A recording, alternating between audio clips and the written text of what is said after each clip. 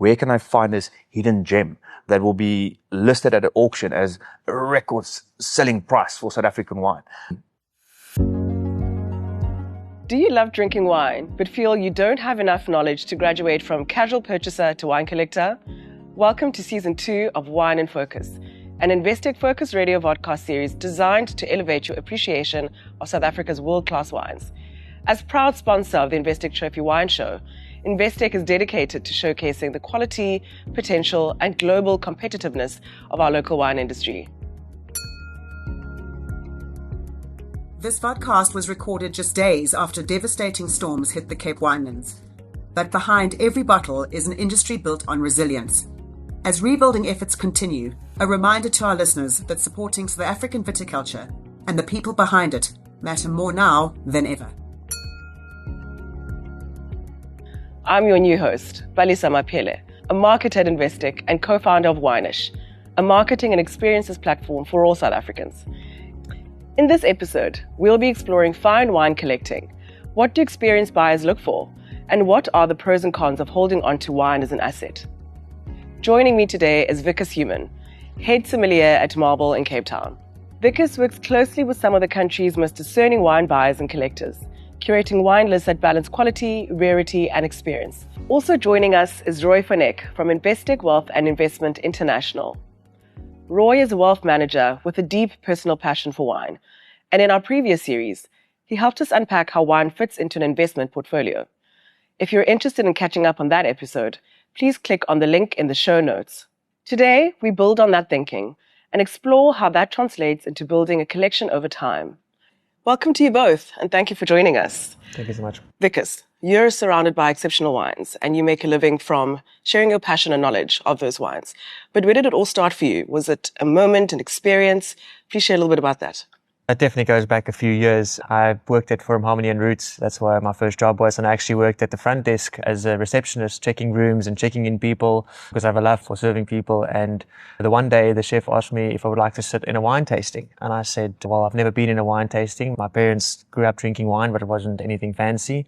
So I sat in this wine tasting, and it was chefs alongside the table. We had sommeliers, there was waiting staff, and the wines got tasted, and we started talking about flavors and different aromatics and different flavor compounds on the palate and what foods to pair with the wine. And that's basically where the bug bit. And from there on, my GM at the time, Jaco Minnaar, and his friend Francis Kroner, which is my mentor, said there's a gap for young sommeliers in South Africa. And that's where basically I took it on and did my WSETs and my quartermasters, and fortunate enough to win a few awards in South Africa. And yeah, from there it's been wine art.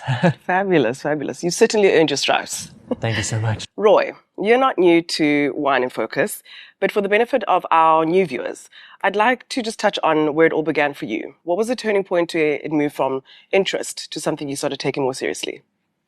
Well, it's taking me back a few years now. But when I just started getting into wine, I was the wine guru with my group of friends. And my one good mate, he was a musician at the time, working in a small intimate company, asked if I would be able to do a wine tasting for them, just to show them a bit about what wine is. And it started there, where I showed someone how to drink wine, what the difference is between the whites that they are tasting, and to see it unlock something in their mind and their passion was just something to say, look, there is something to it. There is something deeper. And it started a thing in me that I wanted to help people get to wines that they actually like and prefer. Amazing. Roy, staying with you, what are the top considerations for anyone wanting to move from being a casual wine purchaser to a wine collector? I think it starts with you first defining what is your purpose of this. Is it for average wine consuming, your casual day-to-day, or is it for investment purposes? Once you've defined that, or maybe it can be both. If you define that and it's for both, it's great. Next thing you have to define is your storage. Do you have enough storage for it? It doesn't help if you buy wine to age and then you're putting it next to your oven. So you need to have the proper facilities for it as well. And then also your budget. Does it align with your budget? You can purchase annually, you can purchase some wine, and then to keep track of it, you can use a spreadsheet. So it can be very easy to get into. The barriers of entries are low. I think you first need to define, why are you getting into this? If it's for investment purposes, then you have to be quite more in the front line of it, understanding what you're buying. And you need to understand, there won't be always a yield that'll be satisfactory, but Maybe it's just a hobby. I think those are some excellent tips for our viewers. Great, thank you. When you're building a list or advising on a collection, what are the elements that would guide a thoughtful wine enthusiast in terms of aging potential, any clues of age worthiness, and other factors? This is quite an important question. And I mean, it's everyone thinks putting a wine list together or buying wine, something to store or something that you would like to put away. It's a very difficult and daunting task. A lot of it goes into tasting. Fortunately enough, within the whole Marble Group, no one pays to be on the wine list. It is basically a whole team of sommeliers that taste the wine. We sit with the winemakers. We find different wines, and we have to have also a diversity of wines and varietals on the list as well. But the most important part is to tasting. So we look for things when we are tasting. Of course, there's different flavors, but everyone's smells and tastes do differ. But we look at the core fundamentals of what is in a wine, and that would be something like the acidity in the wine, the structure, the finish, the tannin. Is the alcohol in balance? How long is the finish? How youthful is the wine? Vintages are we tasting? So all of that plays a very important role in selecting a wine for the wine list. You touched on diversity there. And how would you say sommeliers keep their own tastes and preferences as you are guiding consumers and also sort of advising other people? Can't have any favorite wines on the list. And that's a mistake I made probably in my early days as a sommelier, is I sold a wine on a table that I enjoyed. And you need to listen to what the consumer wants. I at one stage only sold the wine that it was Cinsault at the time, and I sold so much Cinsault because I thought, this is the new in thing. Cinsault is such a great varietal, but there were people looking for heavier wines. Wines at different kind of structural levels, something a bit more light-bodied, something a bit more full-bodied. I mean, that's what also we taste as a team. I can't say that I don't like this wine or I don't like this varietal. It's important to have Merlot on. I'm not a big fan of Merlot, and I don't think South Africa is great for Merlot, but we do make Merlot in South Africa and we have to showcase it. It's just to go and find those great examples within South Africa where Merlot is produced best. And just maintaining that objectivity. And Wikus, knowing everything you know and having learned everything you've learned along the way, how would you start your own wine collection if you could go back in time? Would it be with this glass of wine, perhaps? Sure, I would change a lot of things. First off, stop buying one bottle at a time, buy 6 at a time, because if you only buy one bottle, you don't know how the wine ages. If you buy a case, in 2-3 years' time, you can open a bottle and you can see what it does. But yeah, there's a lot of factors to consider. I mean, wine scores, if you're looking for something to keep long and try and make it into investment, then wine scores are important. I mean, that gets a lot of recognition within South Africa. But for me, I like to buy wines and keep them and enjoy them with people. So I would look at something that definitely has some ageability to it. But yeah, I would also buy diverse wines, not only wines that I think will last or something that's like I don't really drink up. I'll probably buy different varietals, something that I wouldn't usually open on a daily, but I think has the ageability to it, and buy it in that sense, yeah.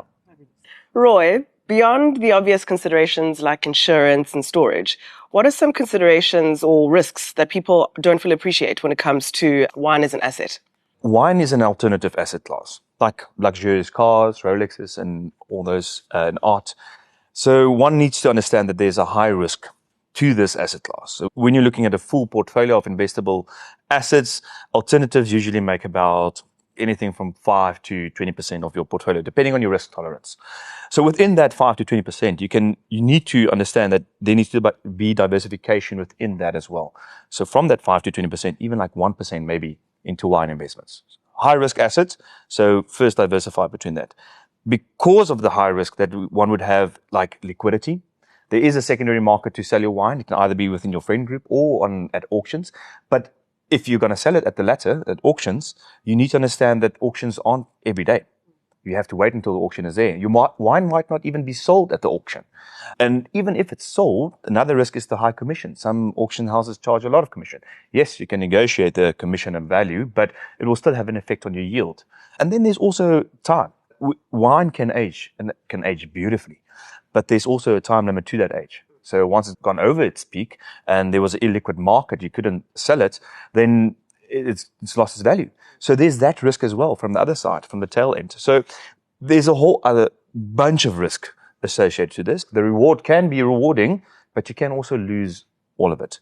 The benefit of having a wine investment hobby is that you can still consume it with, like Wikus mentioned, with good friends and a good occasion. And then your return on investment would be a good time. Love that. Love that. I think we need to keep it real. It's important to acknowledge that the fine wine market has experienced a lot of turbulence in the last few years. Yeah. According to the Livex Fine Wine 1000 Index, returns have been declining as much as 27% from its peak at around 2022. If you look at what's happening in Bordeaux, like falling prices, excess stock, and other factors, does that challenge the idea of wine as an asset? Yes. So there's a few things that are playing into the market. China is not the big powerhouse buying of wine that it used to be, soaring the prices of Bordeaux and Burgundy. And you also have younger people drinking less. So there's that posing as a risk as well. So there are risks that, like we mentioned, we're addressing this as an alternative asset class, and we understand that there are risks involved in it. And one must also understand that when we say it's an investment, doesn't automatically mean it will appreciate. Okay, so there is that risk that it will not appreciate, and that you're taking that risk. So is it as lucrative as it once was? No. Again, I think there are still pockets of value that one can pick up. As with any investment class of volatility, you can buy certain wines at a good price, and it will probably appreciate or probably not. One must make comfort in that if it doesn't appreciate, that you can still consume it then with your friends. Yeah, certainly love your expertise on this. Thank you. And Wikus, I'd like to get your opinion on the current state of the investment wine market from your perspective. Do you think falling wine prices is a necessary correction? Look, there's a lot happening in the world at the moment, and I feel there needs to be a price adjustment somewhere. I mean, especially if we look back, who bought all the big Bordeaux vintages and the Burgundy wines? And that generation is drinking less. They're not opening 5 bottles a week. It's maybe 2 bottles. They've definitely stopped buying because they probably won't be alive to drink the wine. It will just go over to their grandkids or to their children. And also, our younger generation, I see it on the floor day to day. Not a lot of wine does get ordered by the youthful people anymore. It might be a glass, it's not a bottle anymore. So there is definitely less wine consumption from what I can see on the floor. It's not down super dramatically, but it's small little trends that we start picking up, like people drinking non-alcoholic cocktails on the floor, people not drinking at all, people drinking less during the week. But I still think in South Africa, there's a lot more avenues being opened up into where you can buy wine as an asset. Back in the day, we all would buy it, and as you would say, you might store it next to your oven or down in your basement. The conditions wasn't correct. But there are suppliers today that open this world up to us where we can buy wine and they can store it for you at a facility where it's air controlled, it's cool, there's temperature controlled, and you've almost got a guarantee that the wine will age in a perfect condition.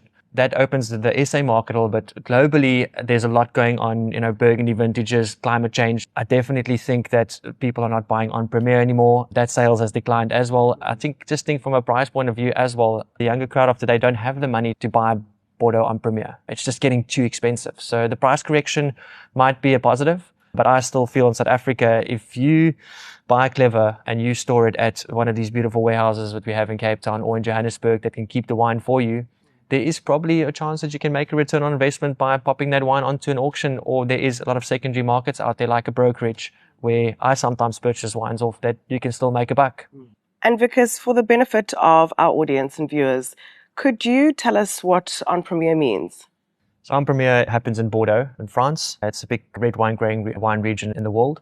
And these wines get sold En Premier. So that would mean that the wines are still in barrel and you get invited to a tasting, and it's technically not the end product of what the wine is going to be. The wine has probably done most of its fermentation, but they haven't done the final blend. It's still lying in barrel, and then you get the opportunity to taste the wine in its, say, 70% finished form, and then you buy the wine in advance, but you will only receive the wine about 18 months later in its finished form, and they might have some things changed. They might have changed the blenders a little bit.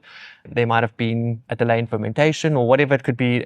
All the factors are possible. The wine is a living organism. If they sell it on Premier, they get all their money in early enough before the wine is basically finished product. So they've got now all the funds to do the harvest that's coming up. And that means that, all wines, not all wines, but red wine specifically needs to spend some time in barrel and in bottle as well. In other countries, there's laws where you have to wait 3 years or 2 years before you can even sell the wine. That's not even in barrel. That's bottle maturation. That's excluding your barrel maturation. So on Premier, it gives the chateaus get the money in to keep the business going, but they're not even selling a product. They are selling a product, but It's not a finished product. So they're getting in this constant flow of money just to keep the operations going at the chateau. When you have multiple passions and private accounts, seamless banking can feel elusive. At Investec, we take care of your financial needs by considering all your life's moving parts. If you earn 800,000 Rand per annum or more, you may qualify for Investec Private Banking, where you'll enjoy effortless digital capabilities backed by real people who understand you. We'll even switch your account for you. Now that's private banking. Investec is an authorized financial services and registered credit provider. Investec, out of the ordinary. All right, and let's return to investing in wine for enjoyment.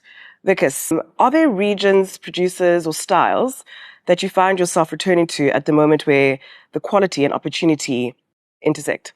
Then getting into regions, there's different varietals in different regions of Africa that do very well. So, for example, the Swartland, Chenin Blanc, and Syrah is great for that. If you're looking for great Cabernets, you would tend to go more to kind of Stellenbosch side and different sub-regions or wards that's now becoming quite evident in Stellenbosch, like Bolkedry or Bottleray, that you can look at different varietals even in those smaller sub-regions or wards within South Africa. If you're looking at Chardonnay and Pinot, you'll probably head all the way to Yemelnade. That's a great area for looking at buying those kind of varietals there. Elgin, probably one of our coolest climate areas. That's great for Sauvignon Blancs, some great Chardonnay, Pinot Noir coming out there. You might pick up a good Riesling from that area.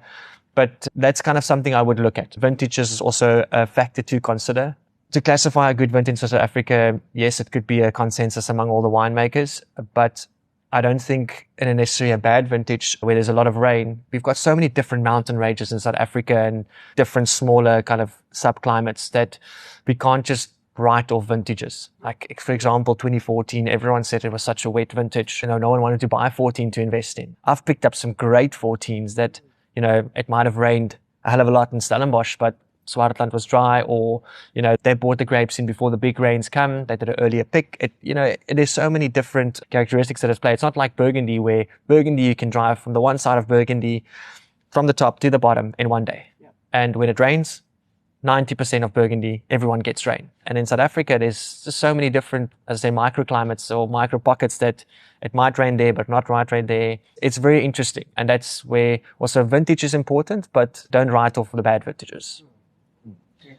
If I can ask as well, are there any other bad vintages? You mentioned 2014. Are there maybe any other vintages that we need to look out for? Sure. Look, 23 is probably the other one that everyone was very concerned about, just because there was a lot of rain. But an interesting fact, living in Cape Town now and spending a lot more time with winemakers, is what you actually realize now is it's not all about what happened around January and February in South Africa around picking dates.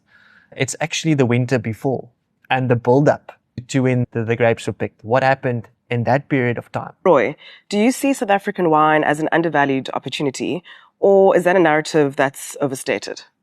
No, I think, like Wikus mentioned as well, we are quite undervalued, I think, in the world. And we have a big opportunity to provide very good quality wine at a very decent price. The Rand has strengthened as a currency in the emerging market significantly over the last year and a bit. But it's still, when you're earning in dollars and euros and in pounds, it's very cost effective to buy South African wine. And I think if you look at certain pockets, like Wikus mentioned, we're quite favorable in where we have these pockets where we can buy, if it's a good vintage, we are on the ground. We understand our country and we understand what's happening here. We can find those pure, nice vintage and buy it at our Rand, and then hopefully maybe sell it in dollars and euros. So there is value to be unlocked. And I think that's the beauty of having this as a hobby or as an investment, is you can find joy in the analytics of where can I find this value? Where can I find this hidden gem that will be listed at an auction as a record selling price for South African wine? I think there's joy to be found in that. So yes, to answer your question, I do think that we are undervalued. It's not something that we underplayed, but again, South Africa has always been seen as an underdog in everything, and like we like to say, no DNA, just RSA. Just RSA. Yes. Wikus, you advise and deal with high-end clients and diners constantly. How has their drinking and buying behavior changed? You touched on it a little bit earlier. The younger people are definitely drinking less wine, and also exploring, if they are drinking wine, what I do see when I go to wine bars and just go and walk around a bit of trade a bit, is like they're all kind of not pulling towards a style, but going to this new kind of trend of wine, of orange wine coming through, which has been dominant in a lot of other countries. In South Africa, there's very few producers that make these kind of skin contact wines or orange wines when it comes to white wine. Orange wine is essentially a white wine that's made in a red wine style. So usually when you get white grapes in, you'll take off the skin scum to keep your juice clear and white. But when you make orange wine or skin contact wine, you will actually get a bit more skins on the grapes, and that will give you this kind of orangey color, and that's where orange wine comes from. But it's a different style of wine, and it's not as acidic, it's not as racy, it's got this kind of weird fruit spectrum for me. But the younger wine drinkers tend to go for more orange wines. They also diverse away from the classic varietals, just because it might be too bold for them, or it might be a little bit too acidic for them, or too sour, or too tart for them. And if the younger crowd also prefers a bit more sweeter palate. So you see a lot of the kind of special late harvests moving. If someone does still order rosé, is it sweet? That's the question we get a lot on the floor, where 90% of our rosé styles now are dry. And Roy, how do you decide when a wine should be enjoyed versus held? And this is a question that I think everyone's always teetering between. Yeah, it's a deep question. I think it's a very personal question as well. Yes. One needs to look at, do you have the storage? Do you have the budget? And all those type of things. That aside, now you've made your choices and you're deciding if you want to hold it and store it. I think for me, a big indicator is the occasion. Who would I want to share this wine with? And is this the right time for it? I'm fortunate enough to have great friends that also share my passion in wine. And I would love to give them a wine that they haven't tasted yet, or that is aged and beautifully, and say, look, yes, let's taste this. And do you remember when we found this wine 10 years ago? That type of thing will then dictate if I would want to open this wine.